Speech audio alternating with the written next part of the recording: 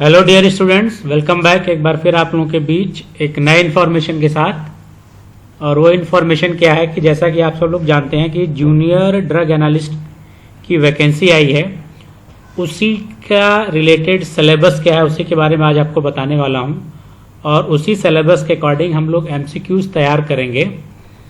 तो आज सिलेबस में जो हम लोग डिस्कशन करने वाले हैं फार्मास्यूटिक्स का सिलेबस, और वो देखें फार्मास्यूटिक्स का सिलेबस अगर क्या है जूनियर ड्रग एनालिस्ट का, तो ये है फार्मास्यूटिक्स का सिलेबस जिसमें स्टार्टिंग में ही फार्मास्यूटिकल कैलकुलेशन है। और इस कैलकुलेशन में पीएच से रिलेटेड, बफर से रिलेटेड और आइसोटोनिसिटी सोल्यूशन से रिलेटेड हम लोग एमसीक्यू सॉल्व करेंगे। सेकेंड पोर्शन में अगर आप देखें तो डोजेस फॉर्म आ रहा है। डोजेस फॉर्म में powder, liquid dosage form, semi solid doses form के बारे में आ रहा है। तो ये जो इंटायर देख रहे हैं फार्मास्यूटिकल कैलकुलेशन और डोजेस फॉर्म में powder, liquid dosage form, semi solid doses form, अगर आप सिलेबस में देखें तो जो बी फॉर्म फर्स्ट ईयर का सिलेबस होता है फार्मास्यूटिक्स का, ये आपको पोर्शन वहां से मिलेगा, वहां से आप इसकी तैयारी कर सकते हैं। सेकेंड अगर देखें टैबलेट जो स्टार्ट हो रहा है, tablet coating, quality control test, capsule, hard gelatin capsule, soft gelatin capsule, और इसी में parenteral products, ophthalmic preparation, cosmetic and pharmaceutical aerosol.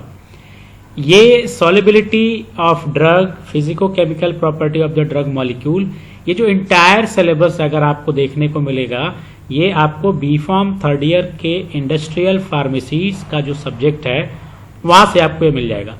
तो इंडस्ट्रियल फार्मेसी का अगर आप सब्जेक्ट देखेंगे बी फॉर्म का, तो ये जो डोजेस फॉर्म है, चाहे टैबलेट्स की बात कर लें, कैप्सूल की बात कर लें, पेरेंटल प्रोडक्ट्स की बात करें, ऑप्थेल्मिक की बात करें, चाहे वो कॉस्मेटिक हो, चाहे वो फार्मास्यूटिकल एरोसॉल हो, चाहे वो फिजिको केमिकल प्रॉपर्टी यानी प्री फॉर्मुलेशन हो, ये सारी चीजें इंडस्ट्रियल फार्मेसी में आपको मिलेगा। नेक्स्ट अगर आप देखें जो टॉपिक दिया गया है डिस्टिलेशन, फिल्ट्रेशन, सेंट्रीफ्यूगेशन।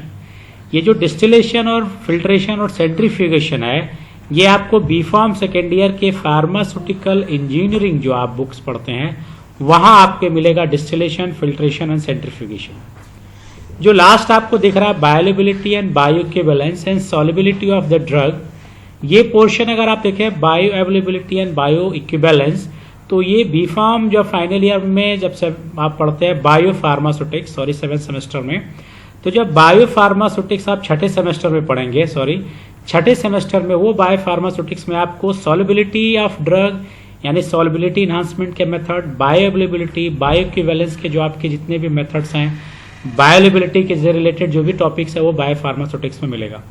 तो अगर एक तरह से आप देखें तो ये जो फार्मास्यूटिक्स का सिलेबस है, जिसमें फर्स्ट ईयर हो, सेकेंड ईयर हो और थर्ड ईयर, ये जो फार्मास्यूटिक्स आप पढ़ते हैं वो फार्मास्यूटिक्स के पोर्शन को इसमें कवर किया गया है।